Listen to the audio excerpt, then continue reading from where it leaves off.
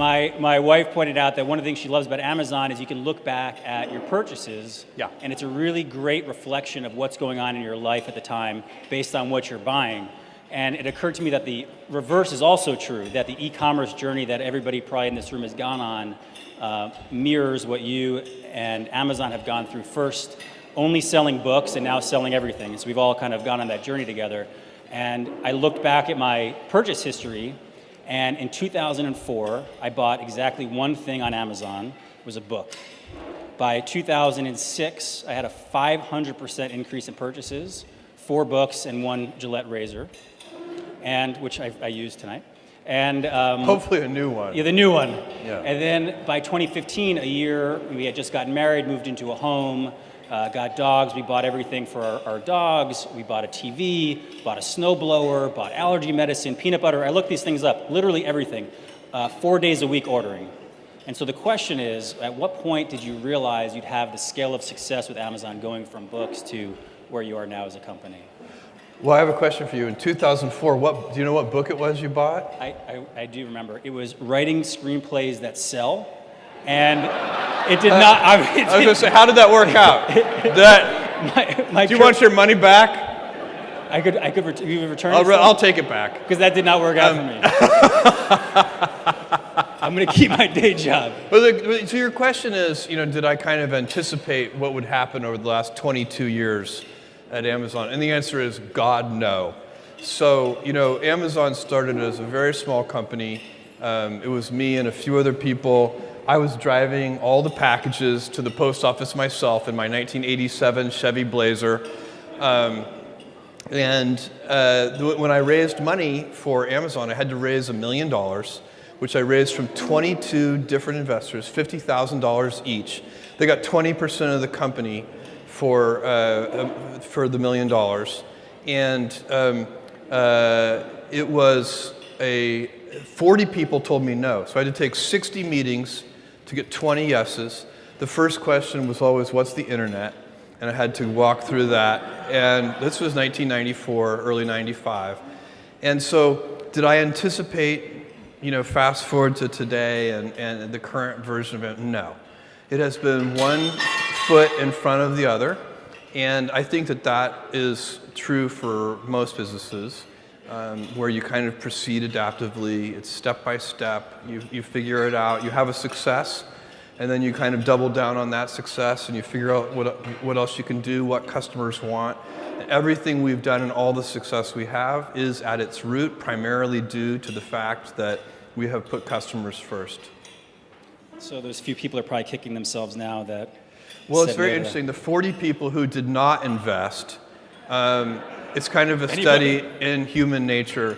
I'm in touch with a few of them still, and some of them take it in great stride and they recognize that they actually have ridiculously happy lives. Others of them actually cannot talk about it. It is actually just too painful. That's human nature, and some people are better at rolling with the punches. I would be in the do not talk about it camp, probably. But speaking of talking, I have the privilege of being able to talk to a lot of people in Washington about all of our member companies. And Amazon is one where I think people have a very different idea of what Amazon is. Some people see you as an e-commerce company or a retailer.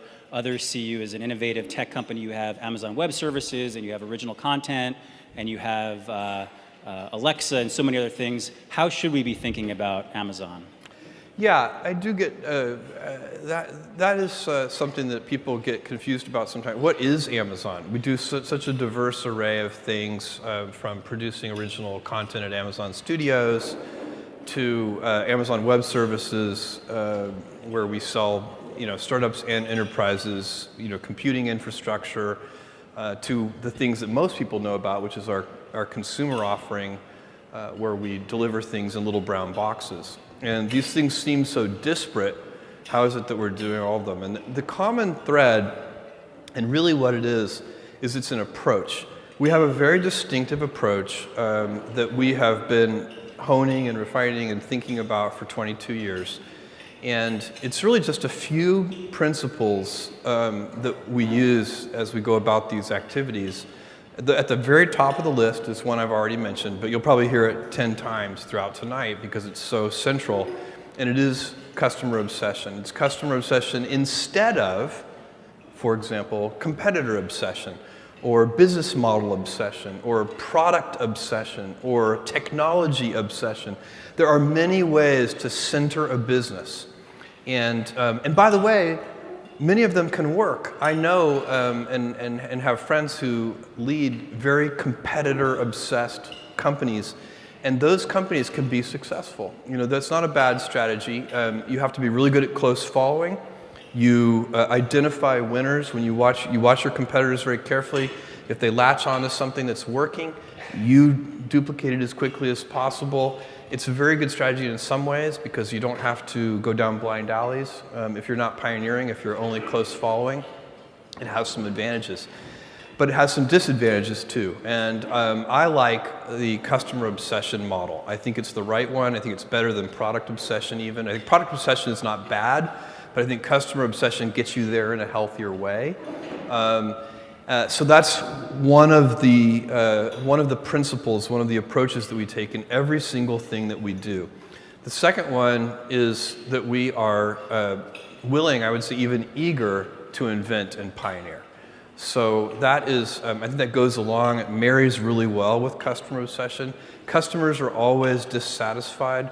Even when they don't know it, even when they think they're happy, they actually do want a better way, and they just don't know yet what that should be. And that's why I always warn people, customer obsession is not just listening to customers. Customer obsession is also inventing on their behalf, because it's not their job to invent for themselves. And so you need to be an inventor and a pioneer. And the third one, that's really central to the way we think about all of our business problems and a bunch of things at Amazon, is we're long-term oriented. So I ask everybody to not think in 2 to 3 year time frames, but to think in 5 to 7 year time frames, to not think about, when somebody says to me, congratulates Amazon on a good quarter, which is a very common thing to say. You meet somebody, they're being nice, they looked at your financial results for the quarter, they're like, good quarter. I say thank you. But what I'm thinking to myself is, that quarter, those quarterly results were actually pretty much fully baked about 3 years ago. And so like today, I'm working on, a quarter that is going to happen in 2020, not next quarter. Next quarter, for all practical purposes, is done already, and it's probably been done for a couple of years. And so if you start to think that way, it changes how you spend your time, how you plan, where you put your energy, and your ability to look around corners gets better. So many things improve if you can take a long-term. And by the way, it's not natural for humans. So it's a discipline that you have to build. The kind of get rich slowly schemes are not big sellers on infomercials. And so that's something that you have to sort of steel yourself for and discipline and teach over time. So that's what is Amazon. I would say really it's a collection of principles and it's an approach that we deploy, and it's fun. I dance into work. Me too. I'm not a good dancer though. I mean, Get Rich Slowly as a book I probably should have gotten instead of the screenplay book, but. By the way, one of our award recipients earlier mentioned that you were happy you got rid of your bangs. Me too. Yeah, I hated my bangs. So clearly you do not take the success of Amazon lightly, and you're very involved in the company. And one of the great things about the internet, many of your competitors are in this room tonight, and competition's a click away. There are probably people in garages across the country trying to start the next great internet company like you did. For sure. And so what does keep you up at night when you think about the continued success of Amazon? Well, first of all, I'm gifted with sleeping really well. So the particular metaphor doesn't work for me, but I know what you mean, which is what could go wrong and what are you worried about. And for me, the thing I worry about the most is that we would lose our way in one of those things, that we would lose our obsessive focus on customers, or would somehow become short-term oriented, or would start to become overly cautious kind of failure averse and therefore unable to invent and pioneer. You cannot invent and pioneer if you cannot accept failure. To invent, you need to experiment. And if you know in advance that it's going to work, it is not an experiment. And so that's a very important thing. They are inseparable twins, failure and invention. And so you have to be willing to do that. And it's embarrassing to fail. It's always embarrassing to fail. But you have to say, no, that's not how this works. If I said to you, you have a 10% chance with a particular decision, a 10% chance of a 100x return, you should take that bet every time. But you're still going to be wrong 9 out of 10 times. And it's going to feel bad 9 out of 10 times. And with technology, the outcomes, the results can be very long-tailed. The payoff can be very asymmetric, which is why you should do so much experimentation. Everybody knows that if you swing for the fences, you hit more home runs, but you also strike out more. But with the baseball, that analogy doesn't go far enough, because with baseball, no matter how well you connect with the ball, you can only get 4 runs. The success is capped at 4 runs. But in business, every once in a while, you step up to the plate and you hit the ball so hard, you get 1,000 runs. And so when you have that kind of asymmetric payoff, and one at bat can get you 1,000 runs, it encourages you to experiment more. It's the right business decision to experiment more. It's also better for your customers. Customers like the successful experiments. By the way, this is a giant misconception in a lot of young entrepreneurs, inexperienced entrepreneurs that they meet. One of the things that is very fashionable right now is to talk about how disruptive their business plan is going to be. But invention is not disruptive. Only customer adoption is disruptive. At Amazon, we've invented a lot of things that customers did not care about at all. And believe me, they were not disruptive to anyone. So it's only when customers like the new way that anything becomes disruptive. And so really, it's just saying that you want to, if somebody comes to you with a business plan that they claim is disruptive, you should ask them to explain it to you in simpler language. And the simpler language is, why are customers going to adopt this? Why are they going to like it? Why is it better than the traditional way? So along those lines, we have some press and media in the room. Is there something that you think people get wrong about Amazon that surprises you when you read about it or see it in media coverage? Well, wrong. I don't know about wrong. First of all, we've been over 20 years on balance treated very fairly by the media, and not every story that's ever been written about us is the way we would have written it if we were writing it ourselves. But on balance, very fairly treated. So wrong might be too strong. I think there's a piece of our business which is probably not fully appreciated, the scale of it and what's happening and the energy and the dynamism around it, which is the third-party seller part of our business. So, we have, today, roughly half of the company really is third-party sales. It's small businesses. There are 100,000 businesses on Amazon where the businesses make $100,000 or more a year. And it's turned into, a gigantic service for them. We even let them stow their products in our fulfillment centers so that their products become Prime eligible, which increases their sales. And a lot of people make their living on that, that way. And we've extended that into other areas too. We have a platform called Kindle Direct Publishing, so authors can write books and then publish them directly, and that's become very successcul. So there are a lot of authors making. One of our employees have done that. Chris Hooten, our economist, has a book published on that. Right, it's very good. And people make livings. I mean, there are people who, I have so many emails from authors saying, because of this program, I've been able to quit my job. And they usually come, they already have like 25 rejection letters from traditional publishers, because their book didn't fit in a category or it didn't seem right and so on, but readers disagreed. And so one of the things that you get when you let people, I think of this as more like gardening. You kind of get all the nutrients right in the soil, and then you see what comes up. And that's what happens with these third-party businesses. We don't plan which books people are going to write. We just provide a service that makes it really easy for them to contact and reach readers.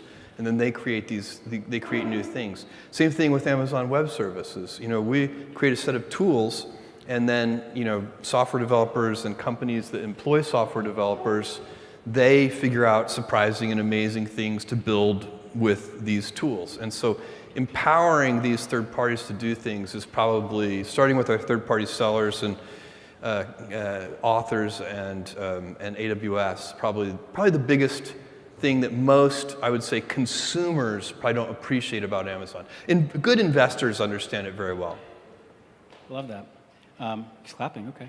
So 10 years ago, you mentioned AWS. So your Amazon has changed so much in 10 years. 10 years ago, you were barely in cloud computing. Yeah. Certainly not We just started in cloud just computing started 10 it. years ago. Certainly not doing Another overnight success. I've noticed all overnight successes take about 10 years. That's the right amount of time, probably. So we're 5 years away as a. Yeah, you start something and just start the clock. Any year now. So Amazon's changed so much over that period of time. Can you preview or predict maybe what Amazon's going to look like 10 years from now? Well, that's a very good question. I think on the outside, the observable Amazon could change quite a bit. Just as you said, 10 years ago, you wouldn't think that AWS would be such a significant contributor to the business. And there could be more things like that in a kind of 10-year time frame that we don't know about.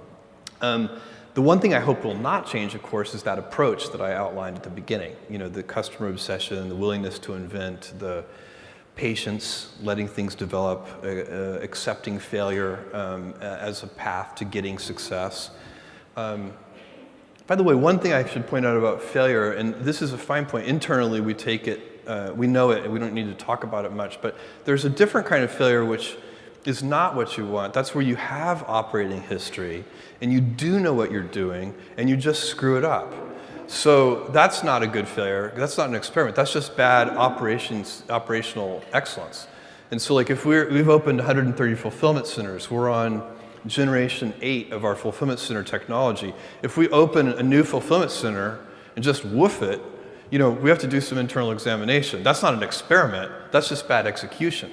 So there's different kinds of failure, and you need to make sure you're making the right kind of failure. The right kind of failure should be an invention. It should be something that, it's an experiment. You don't know if it's going to work, and you know up front that you don't know if it's going to work. That shouldn't be opening a new fulfillment center for us. I'm not sure I answered your question. I got distracted by failure. That's okay. I've lived so comfortably with failure for so long that I revert there on a dime. It's an important distinction, though, between the two. It is.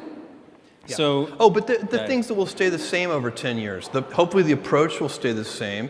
And then the other thing I would advise any entrepreneur or large business or large organization, like a government organization, is you need to identify your big ideas. And there should only be 2 or 3 of them. And then if a senior leader, the main job of a senior leader is to identify 2 or 3 important ideas and then to enforce great execution against those big ideas. And the good news is that the big ideas are usually incredibly easy to identify. You shouldn't need to think about them very much. You already know what they are. Let me give you an example. For Amazon, the consumer business, the 3 big ideas are low prices, fast delivery, and vast selection. You don't need, it's not the kind, the way you know that they're the big ideas is because they're so obvious. The big ideas should be obvious. And by the way, it's very hard to maintain a firm grasp of the obvious at all times. So little things can distract you from the obvious. But you have to back up and say, these are the 3 big ideas. How do we always deliver things a little faster? How do we always reduce our cost structure so that we can have prices that are a little lower? And the good thing about these big ideas is they will be stable in time. So I know for a fact that 10 years from now, customers are still going to like low prices. No matter what happens with technology and everything else, no matter what happens, people are going to like faster delivery. It is impossible for me to imagine a scenario where 10 years from now, a customer comes to me and says, Jeff, I love Amazon. I just wish you delivered a little more slowly.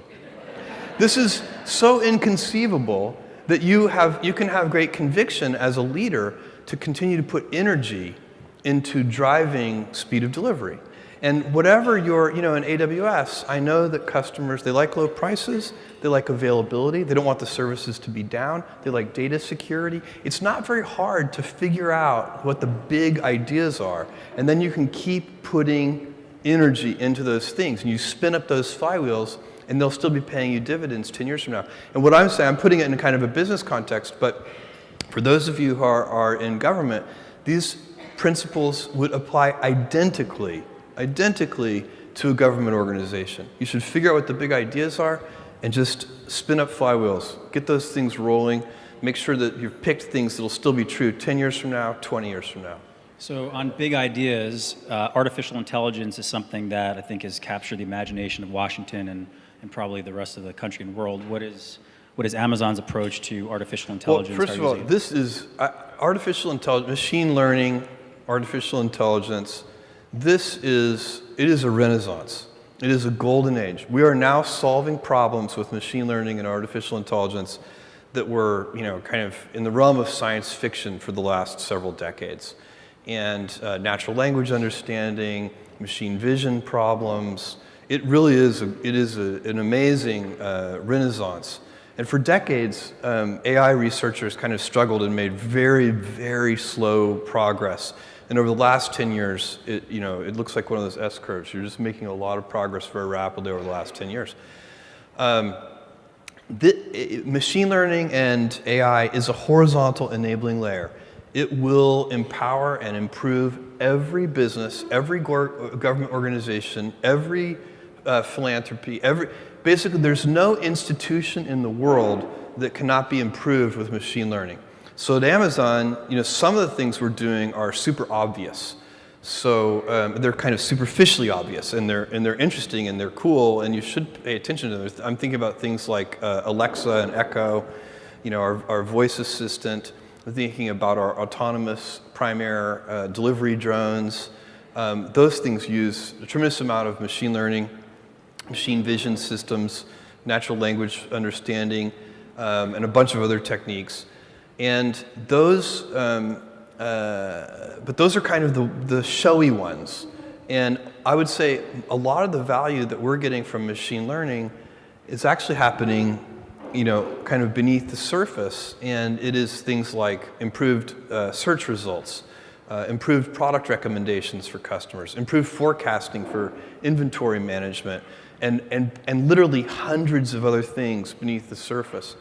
And then I'd say the most exciting thing that I think we're working on in machine learning is that we are determined to, through Amazon Web Services, where we have all these customers who are corporations and software developers, to make these advanced techniques accessible to every organization, even if they don't have kind of the current class of expertise that's required. Right now, deploying these techniques for your particular institution's problems is difficult. It takes a lot of expertise, and so you have to go compete for the very best PhDs in machine learning and get them, and it's difficult for a lot of organizations to win those competitions. And so we're in a great position because of the success of Amazon Web Services to be able to put energy into making those techniques easy and accessible. And so we're determined to do that. I think we can build a great business doing that for ourselves, and it would be incredibly enabling for organizations that want to use these sophisticated technologies to improve their own organizations. We have quite a few policymakers and elected officials and people from the administration here, so I'd be remiss not to ask, how do you interface with the administration, and how are you working with elected officials in general? Well, I think probably in pretty normal ways. We have a fantastic public policy organization here. You guys already met Brian, Jay Carney. We have a bunch of people here in Washington. Over time we've grown that group. We also do things at the state level. We're doing a little bit at certain municipal levels too. We work hard at it. It's really important to work hard at it. You can't just pretend that that everything is, that people know everything and that you don't have to educate them. And we try to stay, I would say the main thing we try to do, and I think we're pretty good at it, is stay very issues focused. So we try to stay, on the things that are specific to Amazon and our customers and our employees, and not try to, we don't need to have as a company, our employees are free to have opinions about every issue they choose to have an opinion about. They can have opinions about anything they want. I feel like Amazon needs to be a little more, laser focused than that on things that are important to our customers or to our employees as a group. And so I think our team does that. They keep us very disciplined in that way. I agree. I think you have a great team, and just between us. Thank you. Yeah. Well, cover your ears, Brian. Yeah. Don't Not get all the blushing. Since we're off the record. He's actually turning red. That's right. I have a few more questions. I know we're running out of time. And so you had mentioned at a shareholders meeting, maybe last year, the previous year, about how Amazon's going to use its scale for sustainability and environment. Anything you want to preview? Yeah, or update on that? so for us, this is we have done a couple of things that I think everybody inside the organization is very proud of, and it's been hard work, but it's paying off. And we have a program called Frustration-Free Packaging. We've been working on it for roughly 10 years, and it's a simple idea, but incredibly hard to execute. We go to manufacturers and we say, look, you are producing this thing in a 4-color printed package with a cellophane window and lots of twisty wire ties, or worst case, what do they call those things? The clamshell packaging, where they seal it in indestructible plastic. And, I actually looked it up. There is a Wikipedia entry for packaging rage or something like that. There's a term for this. And that Wikipedia entry has the number, I don't remember the number now, but it's thousands. The number of people who go to the emergency room per year trying to open that indestructible bubble packaging. But why do manufacturers put things in that packaging, that kind of packaging? It's not cheap. That packaging is expensive. It's hard to recycle. It has a bunch of flaws, but it shows off the product well. So that when it's hanging on a hook in a store shelf or something, as you walk by, you can actually see the product because it's sealed in clear plastic. And of course, at Amazon, that doesn't matter at all. We're going to show you great pictures of the product and videos of the product and customer reviews of the product. The product can be sealed in a tiny little cardboard box that's easy to open. And so we started this program, and we teach people how to make Interenet packaging that is very efficient, easy to recycle, easy to open. And something like, just in the past year, we have saved 55,000 tons of waste as a result of this program.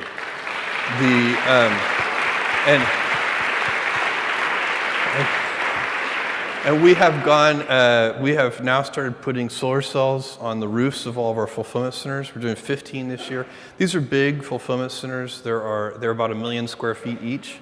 And so we're covering them with solar cells. That'll cover about 80% of the fulfillment center's energy budget on an annual basis. We are the largest purchaser in the world, the largest corporate purchaser in the world of renewable energy. And I don't know, I'll screw up the figure because I can't remember. It's something like 3.6 million megawatt hours per year. We've built solar farms and solar wind farms. And so it's, we keep just rolling this out, and we have a goal long term of being completely renewable. So it'll take a long time. But the good news is, these are not only great for the environment. They're good business decisions too. The technologies have improved to build a solar farm or a wind farm now. These are competitive technologies with natural gas powered plants and other things. So you can actually do it and feel like you're making a sensible business decision. So I think a lot of companies will do this in the future. I think they should do it. So we're having fun with all of that. I have one final question that I have to ask you as we're running out of time. It's a shared passion of ours. I went to space camp as a child, and you have a rocket company. I knew I liked you right away. Yeah. So we have so much in common. So anybody Blue who Origin, goes to space camp is my kind of person. Yeah. That's don't. Yeah, that's fine. That's between us too. So your rocket company, Blue Origin, is really taking off, doing well. How do you see that company, evolving in the future of space? Anything you want to share on Blue Origin? So, okay, first of all, I love space. I have been a space lover since I was a 5-year-old boy. And I feel like I won the lottery with Amazon. I know I won the lottery. And now I'm investing those lottery winnings in Blue Origin, which is the space company. We are flying a suborbital tourism vehicle, and we'll start taking people up hopefully in 2018. It's coming right up. Working on it for more than 10 years. Hopefully, this overnight success is taking longer than 10 years. I don't know. We'll see. And we're also building an orbital vehicle called New Glenn. New Shepard is named after Alan Shepard, the first American in space. He went on a suborbital journey. New Glenn is named after the American hero John Glenn, who was the first American to orbit the Earth. And so these are reusable boosters, fully reusable. That's the key to lowering the cost. Our vision at Blue Origin is that we want millions of people living and working in space. And my personal hope is that I live long enough to see the kind of dynamism in space. I want to see a whole economy, entrepreneurs in space that I got to witness over the last 20 years on the internet. The problem with being an entrepreneur in the space arena is that the price of admission is so darn high. So to do interesting things in space, the beginning entry level is a few $100 million. So you're not going to get, 2 kids in their dorm room doing something amazing in space. Whereas that's literally what happened with Facebook, right? So on the internet, because the price of admission is so low, you can get these amazing experiments where like one kid in a dorm room does something and it turns into Facebook. Or Amazon's case, I started this thing with an incredibly small amount of capital, and it was able to grow because we didn't need a lot to begin with. The heavy lifting was in place for Amazon, right? So I didn't need to build a transportation network. It existed already. It was UPS and the Royal Mail and the US Postal Service and Deutsche Post and so on and so on. I didn't have to build a telecommunications backbone to connect with my customers. It was there. It was called the Internet. And in fact, the Internet was resting on top of the long-distance phone network at that time. You guys remember the dial-up modems? Some of you do. Some of you are too young to. Some of you should go to a museum and see a dial-up modem. What was that sound? Yeah.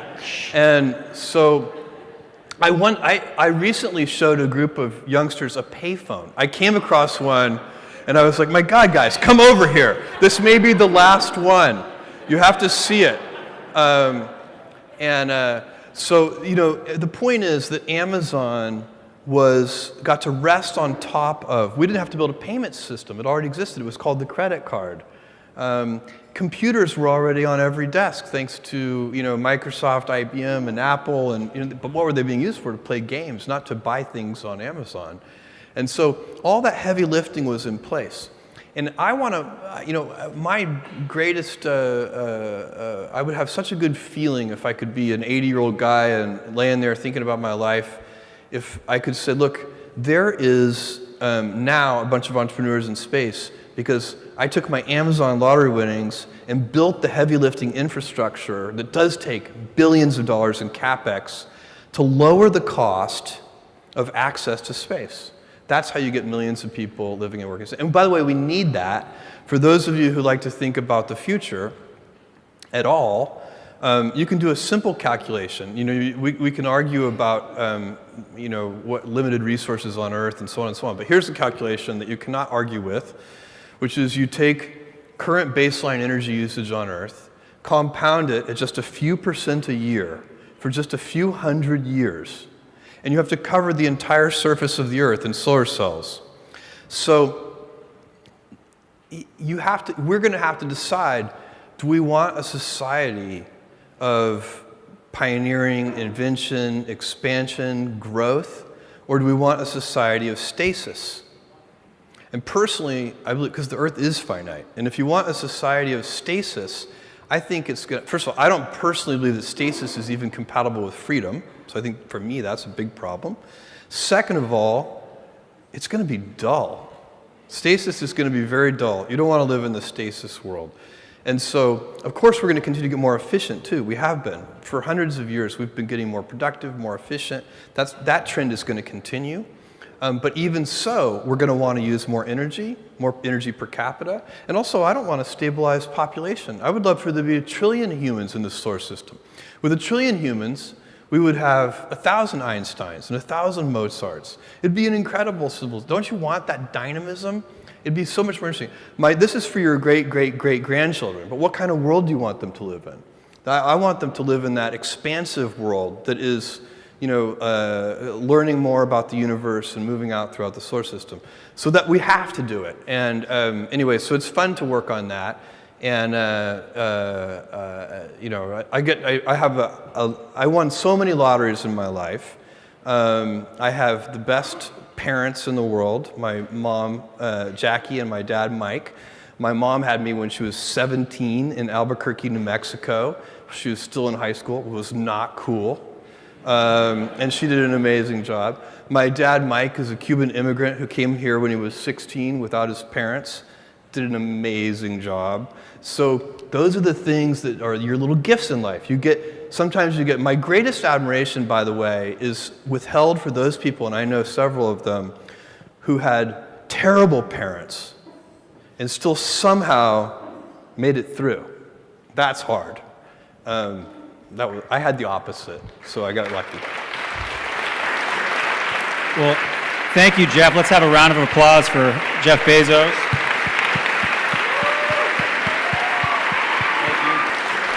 Thank you for joining us at Internet Association's 2017 Internet Freedom Awards Charity Gala. Proceeds from this event will benefit STEM programming at After School All-Stars.